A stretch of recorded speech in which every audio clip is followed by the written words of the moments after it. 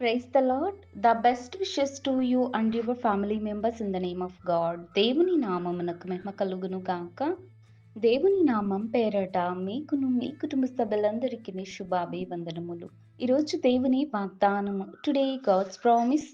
నీ సమస్త శత్రువులు నీ ఎదుట నుండి పారిపోవునట్లు చేసెదను. నిర్గమాకాండము 23వ అధ్యాయం 27వ వచనం. I will make you all your enemies flee before you. Exodus chapter 23 versus 27.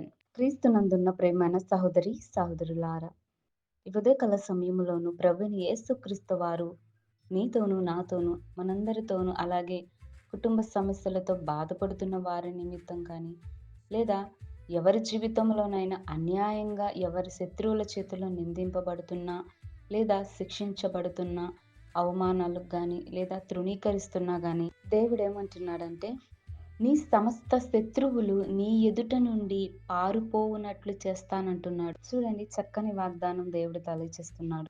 దేవుడు వారితో యుద్ధము చేస్తాడండి. నీ పక్షమున ఎవరైతే నిన్ను ఇబ్బంది పెడుతున్నా శిక్షించినా గాని దేవుడు ఏమంటున్నాడంటే వారందరినీ నీ దగ్గర నుంచి దూరపరుస్తానంటున్నాడు. ఇంకా నీవు భయపడవద్దు, జడియవద్దు. ఎందుకంటే దేవుడు వాగ్దానం చేస్తే దేవుడు నమ్మదగిన దేవుడు. మన జీవితాలలో మేలును జరిగిస్తాడు. తప్పకుండా మనలందరినీ ఒక ఉన్నత స్థాయిలో నిలబెట్టగల గొప్ప దేవుడై ఉన్నాడు. కనుక మనము దేవునిని మర్చిపోవద్దు. మనుషులైనటువంటి వారు ప్రేమిస్తారు, మరలా తృణీకరిస్తారు. శత్రువులుగా కూడా మారతాడండి.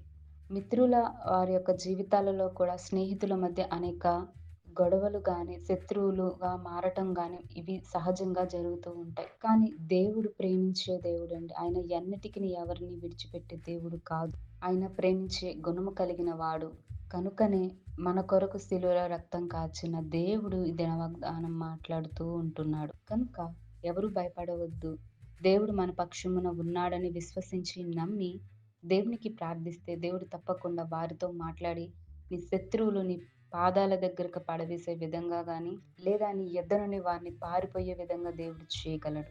అంత గొప్ప స్థితిలోను అంత మంచి స్థాయిలోను దేవుడు నిన్ను నన్ను ఎవరినైనా సరే నిలబెట్టగల సమర్థుడై ఉన్నాడు. కనుక దేవుడి దినవాగ్దానాన్ని మనందరి జీవితాలలోనూ నెరవేర్చునుగాక. ప్రార్థన. ప్రేమ కలిగిన దేవా, దయగల తండ్రి, నీకు స్తోత్రాలు చెల్లిస్తున్నాం ప్రభువా.